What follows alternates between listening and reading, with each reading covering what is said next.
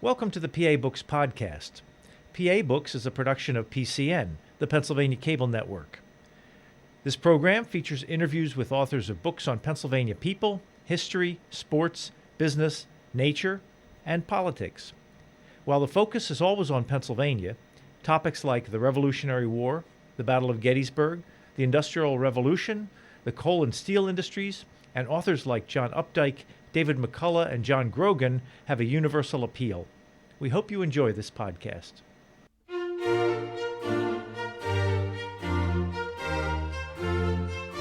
This week on PA Books, the author of The Return of George Washington, 1783 to 1789, Edward Larson. Edward Larson, author of The Return of George Washington. Return from where? Return back to public service, going back to Mount Vernon after the Revolution.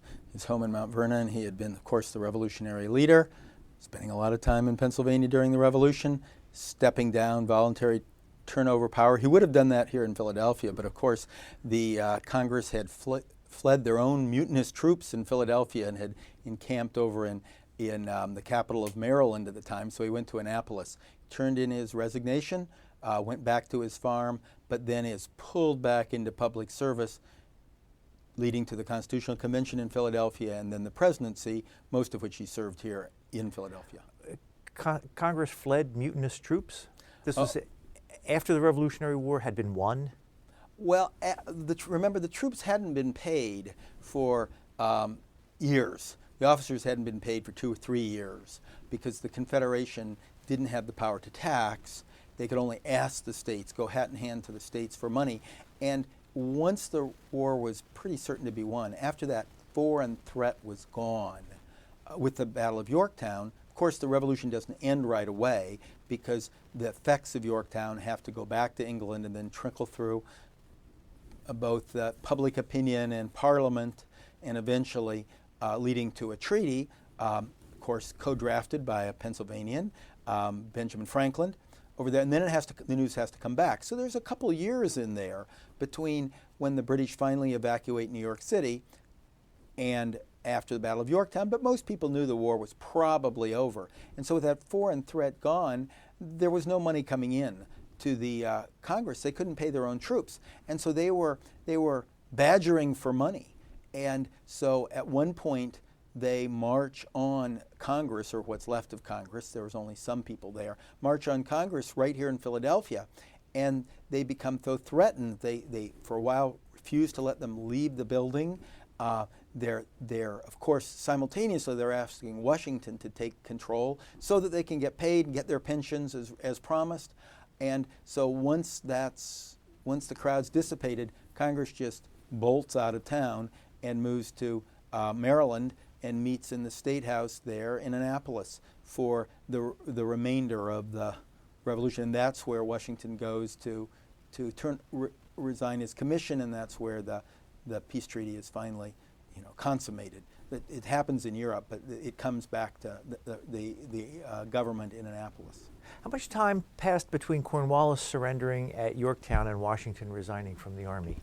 Well, Cornwallis occurred in 1781, and Washington doesn't finally resign from Congress to Congress, turn in his resignation, until late December, just a couple days before Christmas in 1783. So we're talking a good 2 years. What did the Army do in that time if there was no war to be fought? Well, the British still occupied New York City with an army. They still occupied Charleston in the south. And so basically what had been defeated is the army that had moved in the south under Cornwallis. That had been taken off the field, the army in the middle. And the Northern Army, the army directly under the command of George Washington, encamped around Newburgh in the Hudson Valley and basically just kept a watch on the British troops. Now, at first, we didn't know if they would end the war because they had plenty of resources back in England. They could come over, but what the British decided, pushed by people like Edmund Burke, saying, we're really better off with a friendly English-speaking trading partner, Because what we've seen during the Revolution is wherever our troops go, with a couple exceptions like Saratoga and Yorktown, wherever our troops go, they can win. But they can only hold it so long as the army's there. It was a classic war of attrition that Washington figured out. At first he didn't understand it. Early in the war he was trying to contest land, but after a while he realized this is a war of attrition, and he would fight but he'd fall back. And as long as he kept his army intact, the British could hold where their troops were, maybe, but maybe they might even lose that. But then as soon as they left, the Patriots would take back control. And so the British realized, we can't fight the people, and therefore let's just give up and try to make a friendly, English-speaking trading partner, because we're not going to have a submissive colony. What was the state of the war or the government that caused Washington to think, okay, it's safe for me now to resign from the army? Well, Washington had always promised that he would resign at the end of the war. During the war, British propagandists constantly barraged the people, says, why are you revolting? Why are you revolting against one King George III, just to get another in King George Washington? Because, they argued, revolutionary leaders always turn into tyrants. Look at Julius Caesar, look at Oliver Cromwell. Of course, Napoleon was soon going to continue that mold. These revolutionary leaders, they say they're fighting for liberty, but they just take power and they become often even a worse tyrant than you had before. And Washington said, no, it said from the beginning, I've not given up the citizen. I'm a civilian soldier, and I'm going to retire when the war's over. Now, during the war, an American painter then living in England with close access to the king once asked during the war, what do you think Washington will do after the war's over? And the painter said, Benjamin West said, he'll step down. And the King George says, well, if he does that, he will be the greatest person in the world. And that was the sense. Washington always cared tremendously about his legacy. And he did believe in Republican virtue. He'd imbibed those values. And so it was only natural that when the war ended, he would turn in his resignation. And he did so. And that's when the Cincinnatus myth starts, the legacy of Washington as the second Cincinnatus. Cincinnatus was the Roman general who had twice been called out of retirement from the farm to lead Republican Rome. This is before the empire. Republican Rome to save it from its enemies, but then retired back rather than to become the leader, unlike Caesar would do later, retired back to his farm. So that image of the Cincinnatus, which then gets enshrined in the Society of Cincinnatus and the name of the town, Cincinnati, that Washington legacy, that's when we start seeing statues and images of Washington in a toga dressed as a Roman. I don't think he was going to an Animal House type party. I think he was being captured in this sense of this great victorious general, arguably then, for having defeated the British, the most powerful country in the world, arguably then the most famous person in the world. Certainly, along with Benjamin Franklin, one of the two true national celebrities with immediate name recognition and admiration throughout the colonies. It was his resignation from office, even more than his victory at Yorktown, that made the people trust him with power, love him, adore him. That was his legacy. So he wants to step down. But your question, you said, what made him trust the government? He didn't. He already didn't trust the government. Shortly before stepping down, he wrote a document called the Circular Letter to the States. It was a letter that in 1783 went to all the states. And what it says is this central government isn't working. We need a stronger central government. We need to reform it. We need to have a true nation, because look what's happening. My troops aren't being paid. Our creditors aren't being paid because the central government can't raise funds. What will even make it worse is the British won't leave the forts in the frontier, in the territory, in the Ohio country that they had given to under the peace treaty. They don't leave because we have no army to force them out. He anticipates this, well, as he puts it, 13 sovereignties, meaning the 13 sovereign states, each tugging their own way, tugging against the center. This sort of a union couldn't hold. So even before he steps down, he is pleading, he is arguing for a stronger central government. Did you read a lot of things that George Washington wrote to put this book together? I did. Where the idea of the book came from is there are so many wonderful books about Washington during the Revolution. You've had a lot of them on your show. We were talking about David Hecker Fisher and his book on Crossing, Washington's Crossing, magnificent book. There's wonderful biographies. Ron Chernow has an amazing biography of Washington. There's also a lot of books about him as president. But even if you look at those biographies, there's not much about these 5-6 years between the end of the Revolution and him becoming president. They don't talk about that much. So I'm a history teacher. I teach this period. And when I'm teaching about the Revolution, well, Washington's mentioned a lot. And when I'm teaching about the presidency, Washington's mentioned a lot. But I always spend a day or two of the period in between where you chronicle the collapse of the Confederation as Rhode Island is going off its way, Pennsylvania is going off another way, Georgia's going off another way, New York is blocking things, Vermont is talking about leaving the Union altogether and going up into joining Canada. The whole thing's falling apart. And suddenly you never mention Washington. He's not talked about, except for the fact that we know he went back to Mount Vernon and is farming. And now he is a good farmer, and it's interesting to talk about his farming.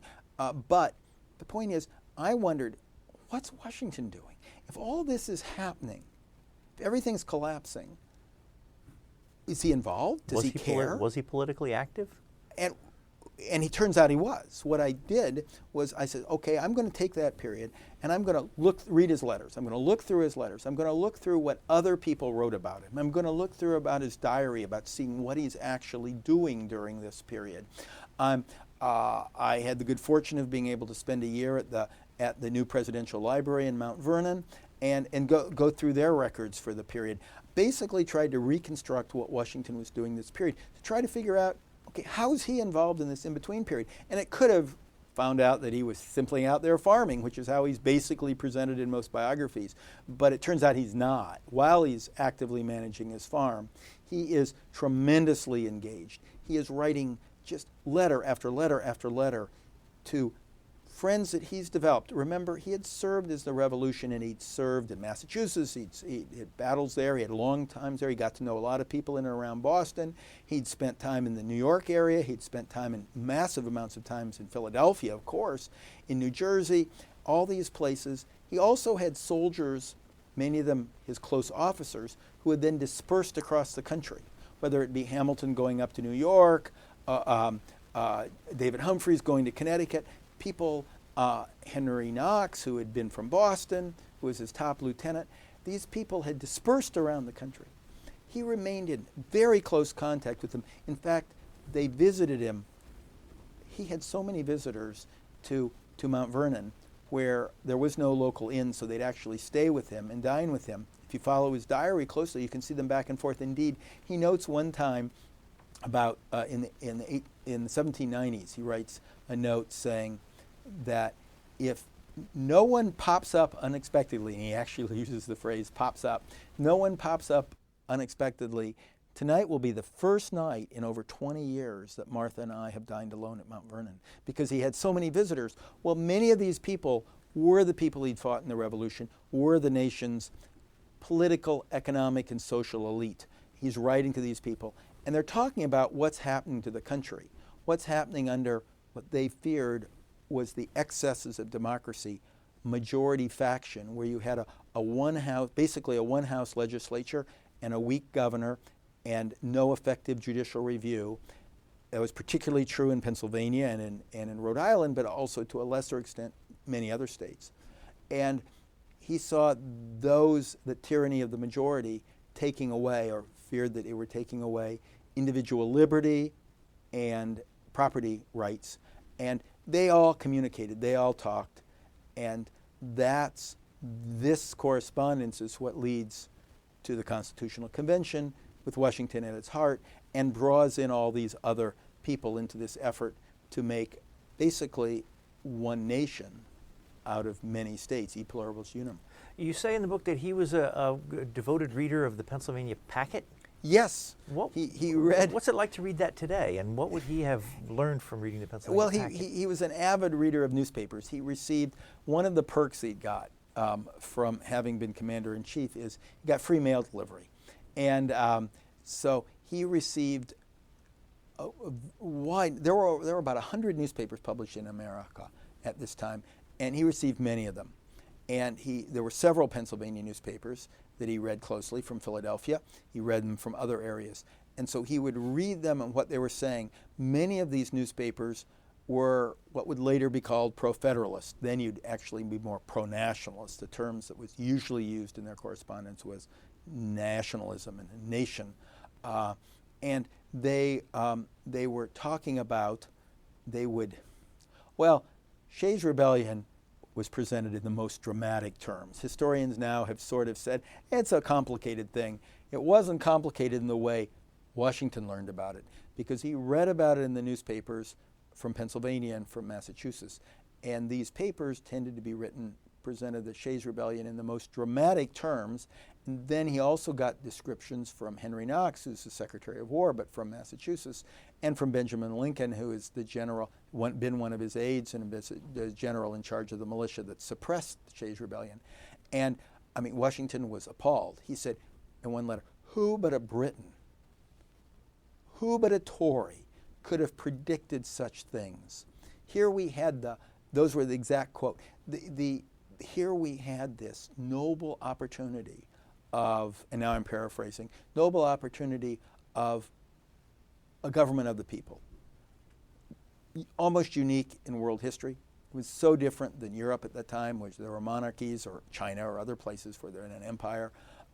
Here we had a government of the people, and who could have suspected that it would fall so low, that it would collapse so bad? Who but a Briton, as he said, who but a Tory would have predicted these ends? And another place he wrote, we have become the laughingstock of Europe. Now, that first bothered him at a personal level. He didn't want to see the collapse of the country. It affected him, his hopes for his own future. But remember, one of the things Washington so cared about was his legacy. And he had a legacy because he had helped to lead the American Revolution. And if that collapsed, like so many revolutions through history have, collapsed into chaos like the French Revolution did, or collapsed into worse tyranny than before, such as the Russian Revolution, if that would have happened in America, well, who would have remembered the war? It would have been a footnote in history. It would have been an asterisk. If we'd been reabsorbed, and in many of his letters, and in letters he's receiving from people like John Jay and Henry Knox and James Madison, they're expressing concern that we'll even indeed lose our independence, that the frontier is going to secede. He traveled out west to visit the frontier, western Pennsylvania, during this period, and he saw these settlers have no interest in the east. They're not tied to us by any interest. Britain was conspiring in the northwest, Spain in the southwest. As I mentioned, Vermont was conspiring to leave the Union altogether. There was a thought that Spain, France, England might come back into the colonies. If this whole thing is lost, what was my sacrifice worth? What legacy will I leave? And all the soldiers who fought and died, they would have died in vain. That's what he was worried about. You mentioned the land in western Pennsylvania. He was a big landowner, and this is a part of your book that takes place in this period of time. So how did he come to own land there? And would you tell the story about his trip out there to look at his land? The trip is one of the magnificent stories that comes out during this period. Shortly, he goes back to Mount Vernon after he resigns his commission, and he gets to Mount Vernon right at the end of 1783. And his first task is to try to restore his plantation to profitability, because it had been mismanaged during the war. He's a hands-on manager. The plantation is it's played out land. He had shifted from tobacco to grains. He would later open the largest whiskey distillery in the United States. On his plantation, it turns out to be trying to find ways to profit from this somewhat played out plantation. But his future lay in the West. Before the Revolution, he had acquired vast holdings in the frontier. He had been out there as a surveyor for Lord Fairfax, and then he'd been back out there during the French and Indian War, famously at the Battle of Necessity, but also at the Great Defeat at Braddock in and around Pittsburgh. He had, during that period, before the American Revolution. He'd acquired vast tracts, some in what's now Pennsylvania. Back then they didn't know if it was Virginia or Pennsylvania. It's where Washington County, Pennsylvania is now. It was called Washington's Bottom, which I always thought was an interesting name for it. And it was humorous even back then. Well, it was then. It was thought to be humorous. It was then, even then. Well, Washington was sort of pear-shaped. He was a very tall man, but he was sort of pear-shaped, and he had a Washington's Bottom. Yeah, I think it was recognized, but it was also bottom land. Then further down in what's now West Virginia, down the Ohio, he had vast holdings as well. So after he sort of gets his plantation sort of begin to get settled, he knows that his real financial future is out west. These lands had been ignored for a decade, so he goes out up through what was known as Braddock's Road up to where it's now Pittsburgh, to visit his holdings.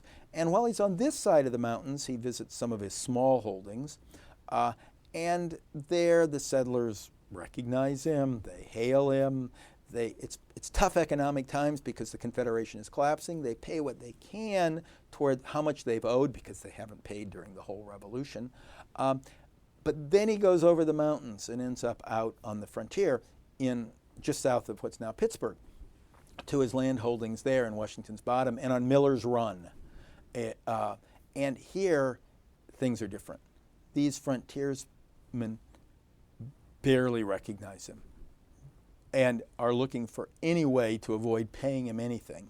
And it's the worst when he gets down to the area on Miller's Run where a bunch of squatters from eastern Pennsylvania, they were Scotch-Irish, had moved out there and during the Revolution squatted on his land.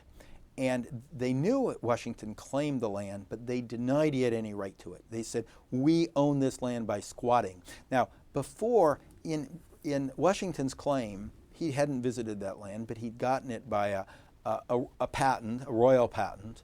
And the deal was you invest in it, you basically purchase it.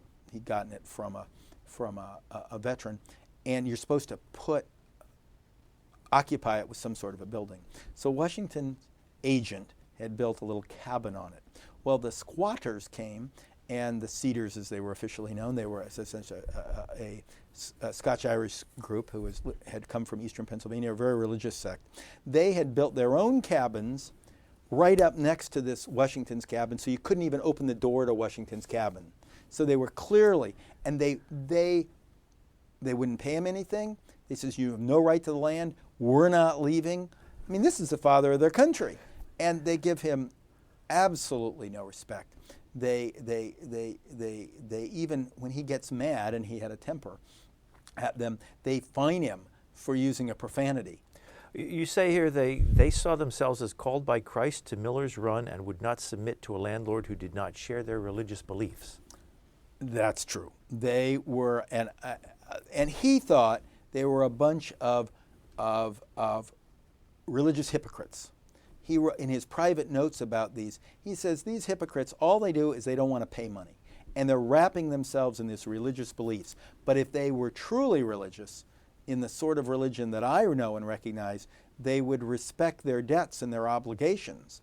These fellows are just hypocrites. So he had what he wrote about them, he just thought they were hypocrites. They, in contrast, Washington was not a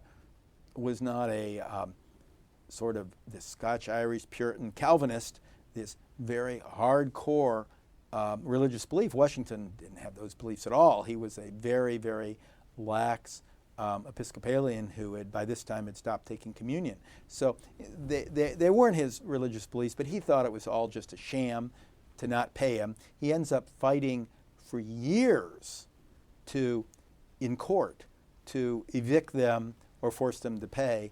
And it's a long battle that's finally settled by your famous judge, Judge Tom McCain, who then becomes a famous governor of Pennsylvania, he'd been governor of Delaware, signer of the Declaration of Independence, finally rules on Washington's side, but it's years later. Then it's even worse. Washington tries to go on down to his greatest land holdings, which are further down the Ohio River, and he's warned that the Native Americans, armed by the British, are lying in wait for him and are planning to kidnap him and hold him for hostage or worse, hold him for ransom or worse. Now, that rang true to Washington, because his agent, I think the one who built the house in Miller's Run, but his agent a year before had been captured by the Native Americans and scalped, roasted alive, and killed by them. And when Washington heard this, and he tried to at first get troops from up in the fort up near what's now Pittsburgh but then he finds out there's not enough troops to do this right. He doesn't want to risk an unfortunate outcome given what he knows. So he can't even reach his final property. Now remember, that's when the Native Americans allied with the British, who are still occupying the forts and who are trading with them for furs and are being supplied guns for capturing fur, but of course these guns can be used for other purposes than shooting animals.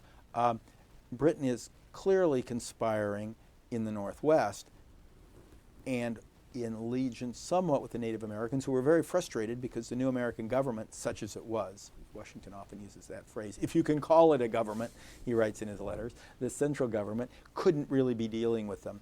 And so Washington comes back, and then one thing he revives in his mind is earlier on, he and some other Virginians had the idea of having a navigation system across the Potomac to the Ohio Valley. It would go through 3 states. It would go through Maryland, Virginia, and Pennsylvania. So on his trip, he gave up and came home?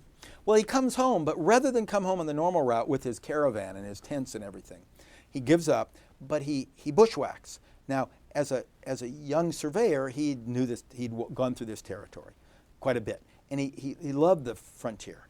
And I think this is sort of a last wilderness experience of George Washington. For parts of this trip, he's coming back alone, it appears, and he bushwhacks through unmapped territory, sort of south of Braddock's Road. So he's sort of cutting across what's mostly Virginia, but areas of Pennsylvania. He's cutting across there. He's following buffalo trails. He's riding on his great horse. It rains the whole time. He often, if he can't find a cabin, he has to sleep outside. He doesn't even have a tent. He just sleeps outside under his coat, getting rained upon. He crosses what he calls the Briery Mountains, which are aptly named because he finds them quite painful as he's riding across on this great horse of his, pushing through these branches. And he traveled alone for part of that? For part of the trip. At first his nephew goes with him, but then he was originally going to go up the river back and join the party. But then when he decides to keep bushwhacking, he sends his nephew up north, and he continues on, staying at some cabins. Now, he's clearly, from reading his diary, he's enjoying the adventure, enjoying the time to think. But what he's thinking about is, and you can see it in his reports as soon as he writes back, because he sends off a letter to the governor of Virginia immediately. He begins engaged in this new project known as the Potomac Company, and that is creating a navigation system up the Potomac, clearing the Potomac, widening the Potomac, making some bypass canals up the Potomac. He hopes it'll connect on through to the Cheat River and then into the Ohio Valley, because he sees the frontier as being lost. And so he argues, for both national and personal reasons, we are going to lose the frontier. As he puts it, the frontiersmen are as on a pivot. They are going to go with their line of interest. They have no particular allegiance to us at all. They hadn't shown him much respect. They're going to go where their trade goes. And right now they either have to carry their goods to market up through Canada, British Canada, or down through, more likely, through Spanish New Orleans, down the Mississippi. So those two countries, they're going to go with their allegiance unless we can connect them through a navigation system. Now, it turns out the Erie Canal turns out to be a better route, and so that profits more.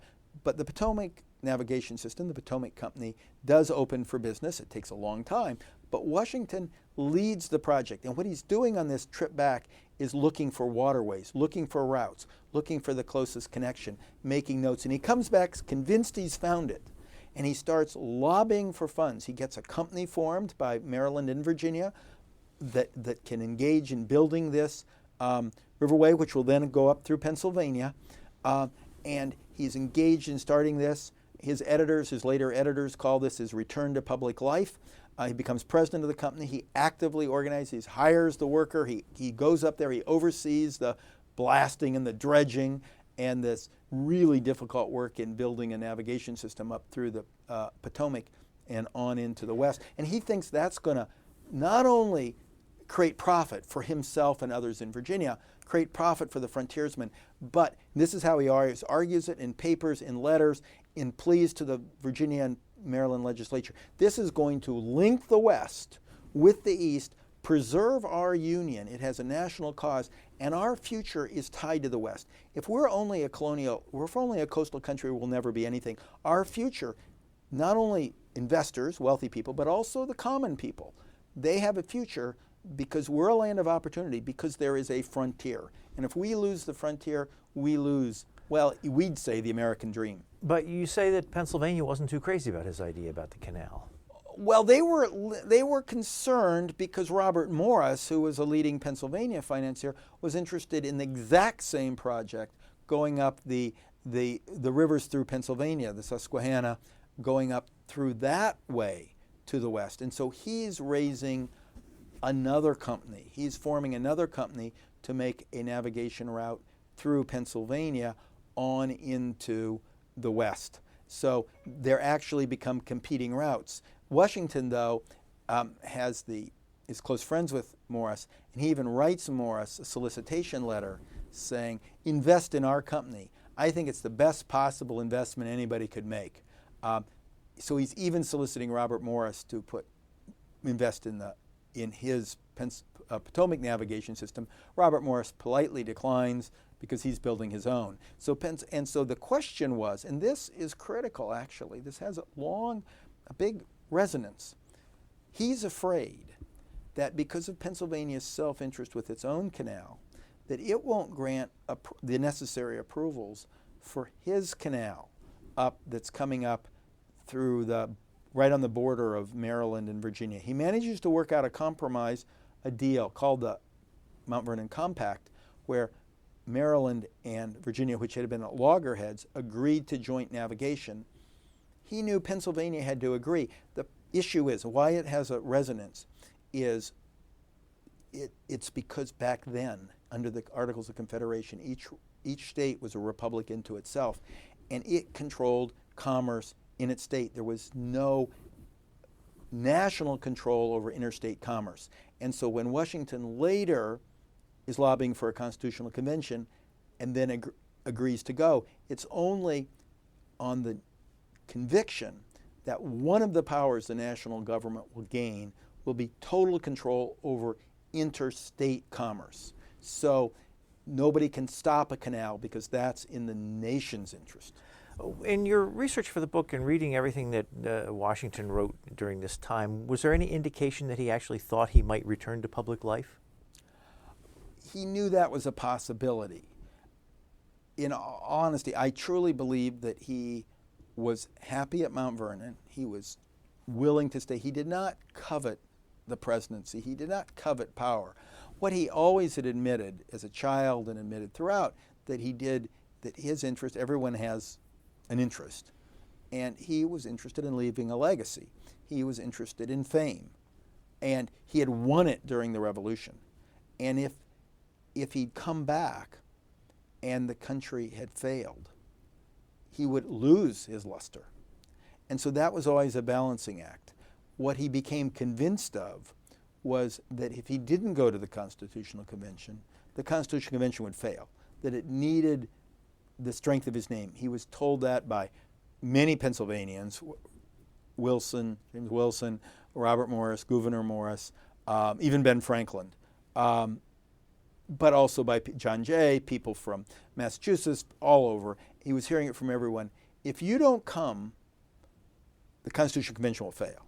And then later, if you don't become president, at least for a while, in the beginning he was hoping he might only serve a couple years and then step down, the country will fail. If you don't push for ratification, and if people don't think you're going to become president, it won't be ratified. Now, he was hearing this from everybody, and even the opponents, even the anti-federalists, even the people who opposed him, conceded that Washington was the one who carried the government. Washington's presence was critical for the Constitutional Convention. So it didn't matter what side, Washington was central.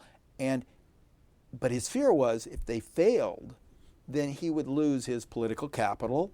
If he couldn't pull it off, then it couldn't be pulled off. And he was convinced that the country would literally unravel, states would go their own way, political independence would be lost, individual liberty would be lost, private property rights would be lost. Did he go to the Constitutional Convention expecting to just be a figurehead sitting up there presiding, or was he involved in discussions and try to steer things toward his views? Well, it's difficult to know exactly what Washington did during the Constitutional Convention. We've got a lot of clues, but the reason is he is immediately elected as president of the Constitutional Convention. And by tradition, by the way a president serves, a presiding officer doesn't speak in the debates. And the best record we have of the Constitutional Convention is Madison's debates, where he records the debates. So Washington isn't speaking in that debates. But we do have, as I say, a lot of clues. Washington is a voting member of the convention. He always votes with the Virginia delegation.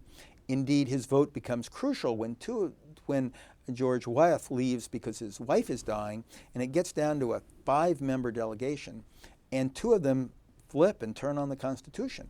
And so in the end, it's Washington's vote, 3-2, Washington's vote that carries Pennsylvania and has Pennsylvania support at the Constitutional Convention the Constitution. Otherwise, Virginia would have voted no. It passes unanimously, but part because Rhode Island never showed up and New York had left. But Washington's vote there. But you can also see Washington's votes in many of the key compromises. Often he is the decisive vote within Virginia. So you can see his voting. So you see what he's doing there. He also writes letters during the convention. And those letters mirror what's happening at the debates going on at the convention. So he's writing off to somebody in Virginia, or he's writing off to Thomas Jefferson, and we can see him discussing the day's activities. He lived at Robert Morris's mansion, which many considered the finest mansion in Philadelphia. He could have stayed there all the time. He could have eaten his meals there. He often dined with the delegates in the various taverns, like City Tavern. So when they were kind of negotiating, hashing over things, he was in the thick of it? He would often go, and it often seems to be when he appears is when deals are brokered. For example, there was a divisive debate tearing apart the convention over the nature of the executive. And on one day they couldn't decide whether to have a single executive, so-called unitary executive, or a 3-person committee be the president, be the executive, such as in Republican Rome, where you had a 3-member council. And the proponents of that view thought it would better represent the 3 parts of the country and and make it less likely we get a monarchy. Well, the night of that great debate, Washington, we know, eats at City Tavern, joins the group at City Tavern. And Pierce Butler usually ate at City Tavern, and Pierce Butler later said that the convention, the delegates, would not have made as strong a presidency had they not looked on George Washington and been respected of his virtue. Well, the very next day when the delegates go back, the very next meeting after this dinner in the City Tavern, the delegates vote, the states vote 8-3 for a unitary executive, a single executive. Now, what exactly role did Washington play on that? Well, we can sort of piece it together, but he was with them the night before. They ate with the man who would be that king, and Pierce Butler is saying, we look at his virtue and we can trust him with this power. Although you describe a scene, I guess it was during the debate for the Constitution, where the issue of whether we have a president or not comes up, and suddenly everyone's kind of awkward, like, like they're realizing that it's Washington they're talking about, and he's sitting up there. Well, the Virginia Plan, which Washington participated in drafting, we know that all the meetings for the Virginia Plan, which was the original draft of the Constitution, Washington attended all those sessions. So Washington was involved in the drafting of the Virginia Plan. Madison had spent a couple months with Washington at Mount Vernon before going to the Philadelphia Convention.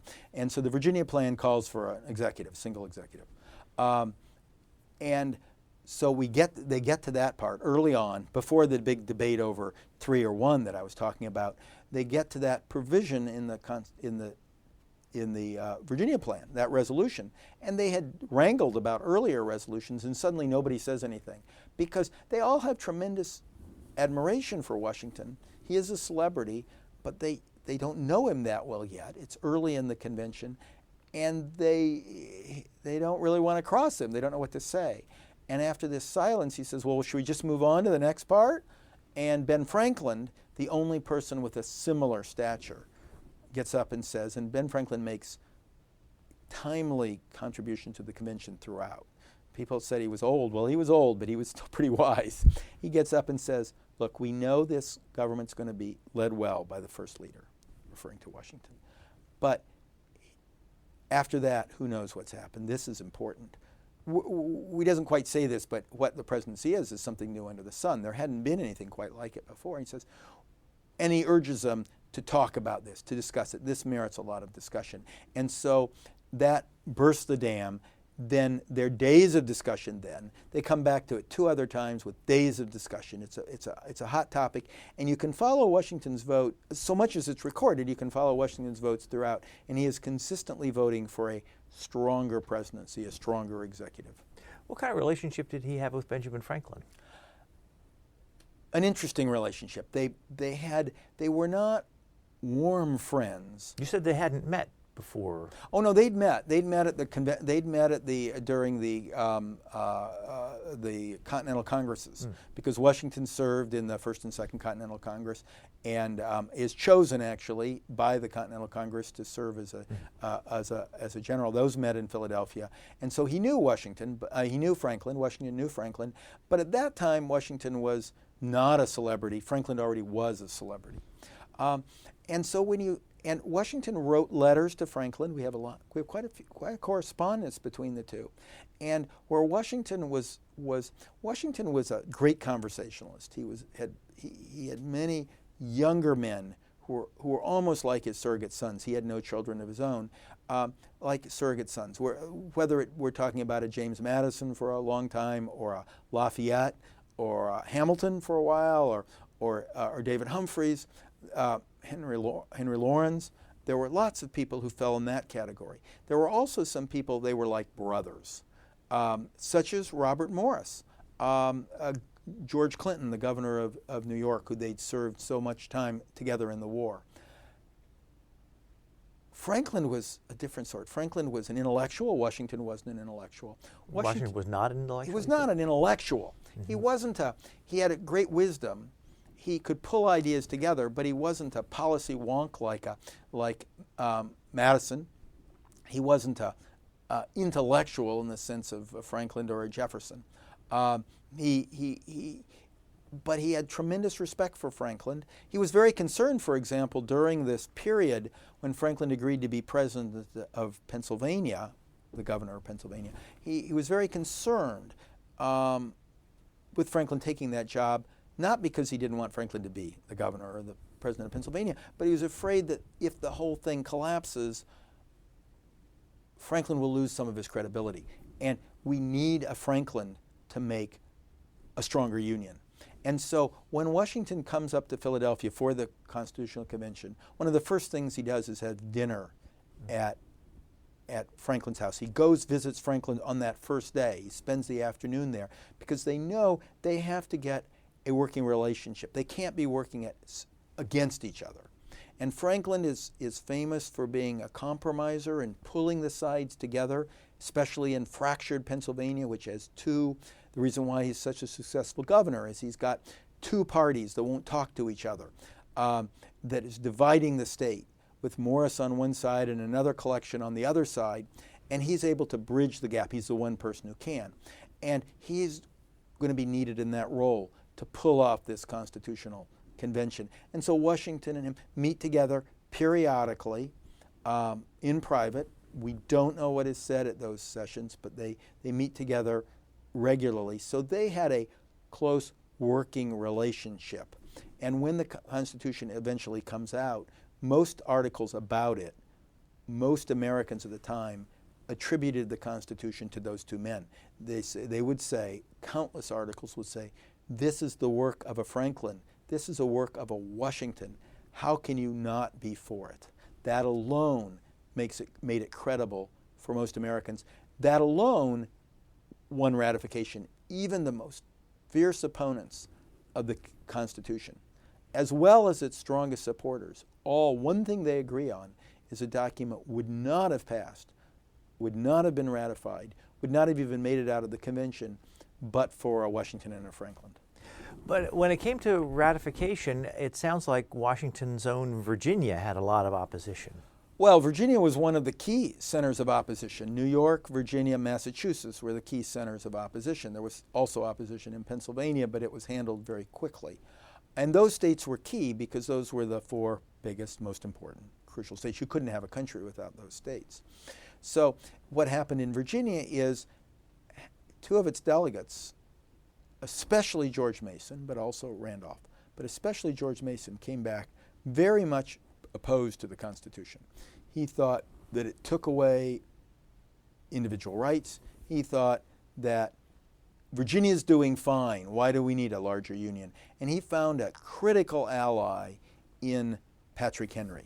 Patrick Henry was already a legendary orator. He was a former governor. He was the most powerful person in the state. No one was close.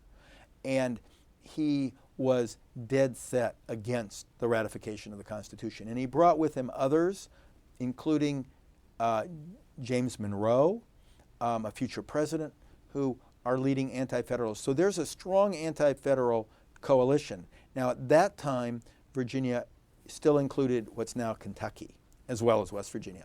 And the delegates from Kentucky tended to be opposed as well, because these were these frontier people who it was feared were conspiring with Spain anyway.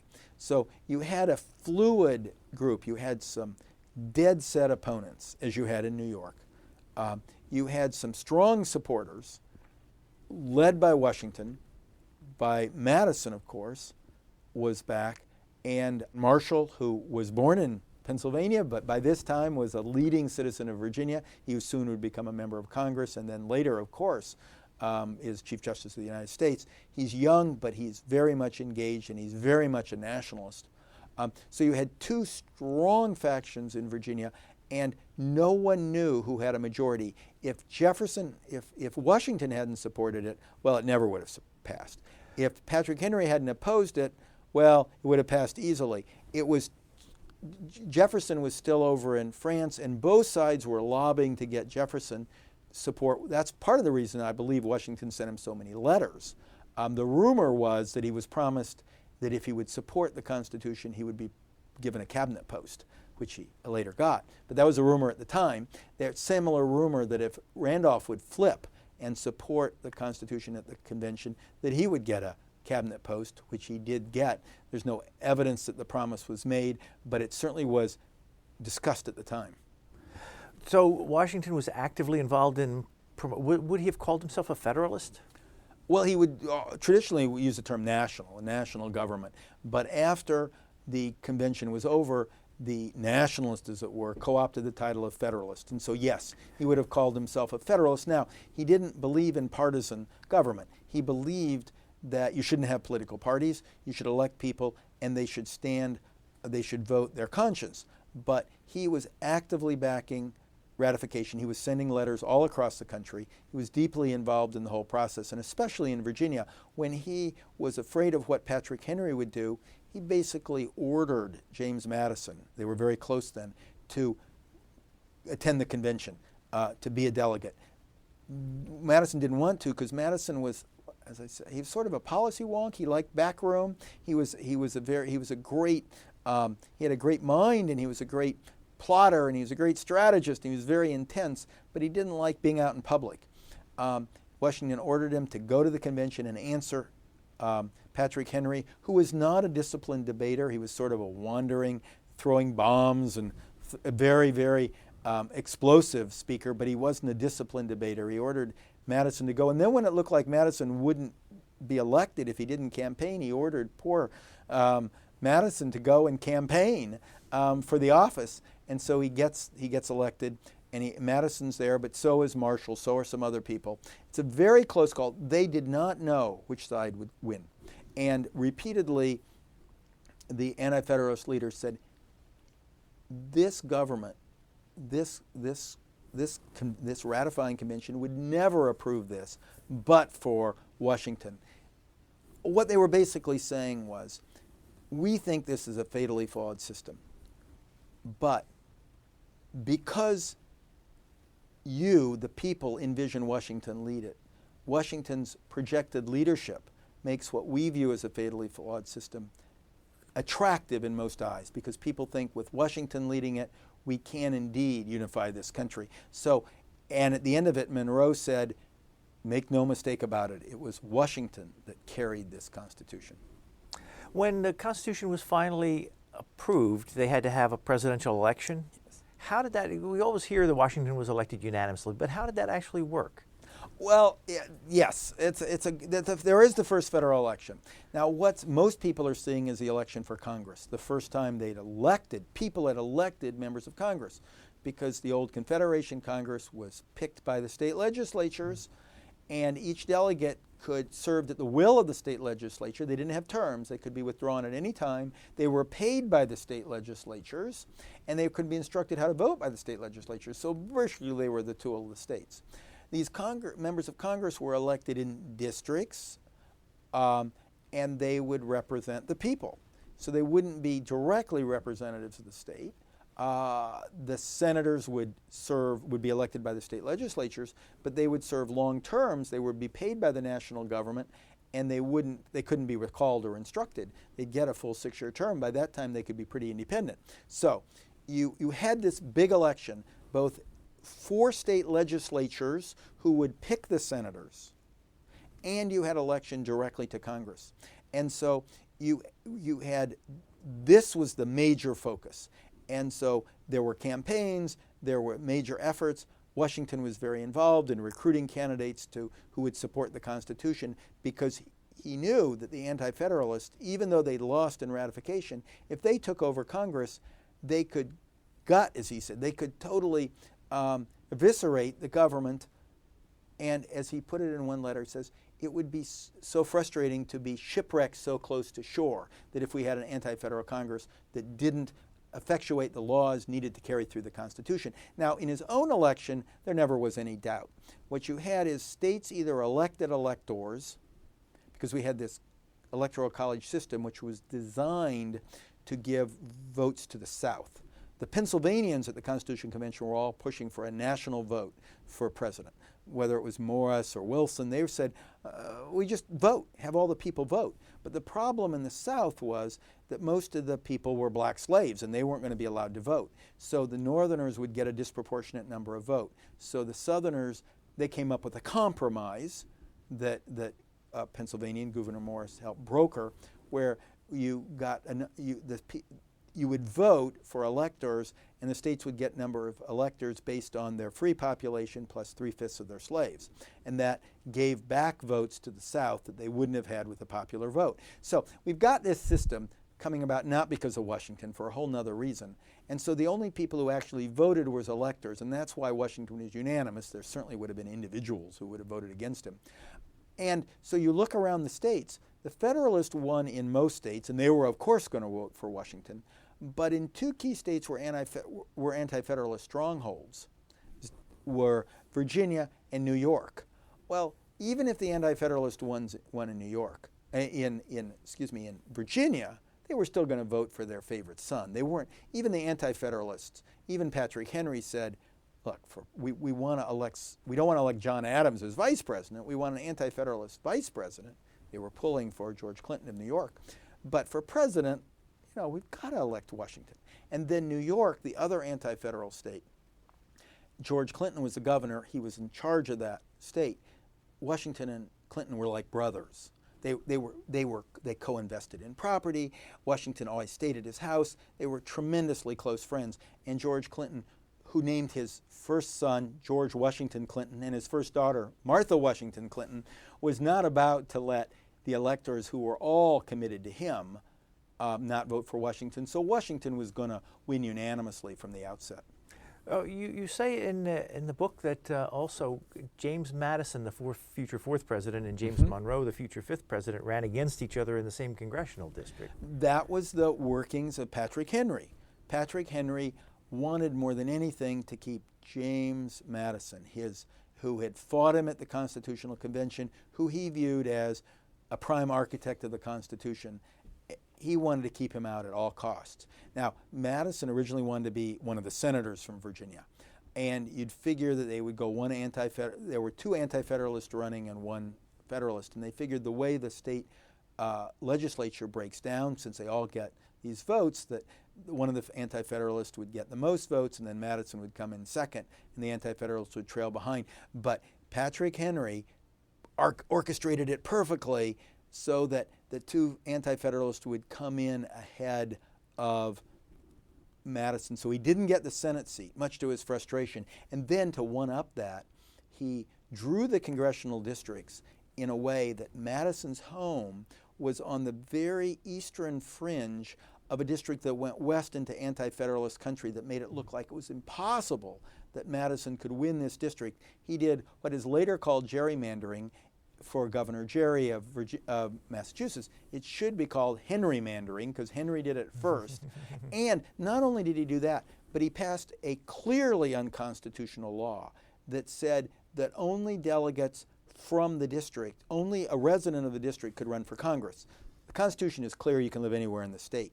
So they force, and that's all designed on Madison, to force him to run in a district he couldn't win in, and then he gets the great James Monroe, the future 5th president of the United States, already famous. He'd cross the Delaware with Washington. He gets Monroe to run, and so the two of them run against each other. Washington orders Madison out there to campaign. Madison goes out campaigning through the district. It's middle of winter, having debates with Monroe in the various counties, and calling upon to win over these frontiers people, many of whom were Methodist or Baptists.